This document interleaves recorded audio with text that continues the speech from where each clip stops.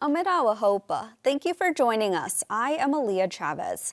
We start today in Oklahoma, where police are investigating the death of a 16-year-old student who died a day after an altercation in a high school bathroom in a fight that may have been prompted by bullying.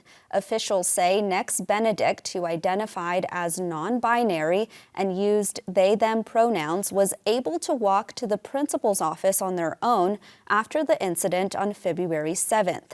Benedict's mother, Sue, is a citizen of the Choctaw Nation and told The Independent her child had bruises on their face and eyes as a result. On social media Wednesday, Indigenous advocates shared their condolences and anger for what they say was a blatant attack on the LGBTQ+ teen.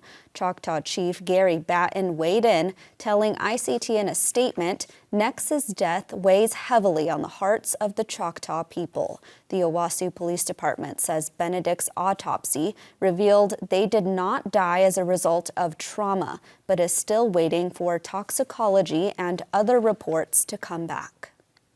New data shows Native veterans saved millions in medical costs last year thanks to a new waiver. The Department of Veterans Affairs exempted Native Americans and Alaska Natives from paying co-payments in 2023 under a Biden administration initiative. The new policy allowed Indigenous veterans to save an estimated $2.5 million in medical costs.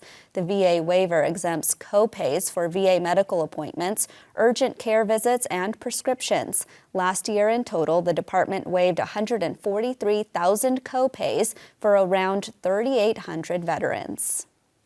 A new license plate in Minnesota is honoring missing and murdered Indigenous relatives. The new design features a handprint and a ribbon skirt to symbolize the historic silence of Indigenous violence. The state announced the plate last week on February 14th, the Day of Remembrance for Missing and Murdered Indigenous Relatives. According to state crime data, Minnesota had 6 reported Indigenous victims of homicide just last year.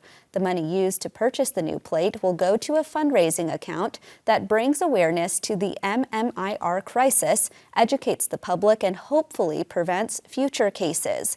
Those in Minnesota can buy the plate online or in a local DMV. And those are the headlines for the ICT Newscast.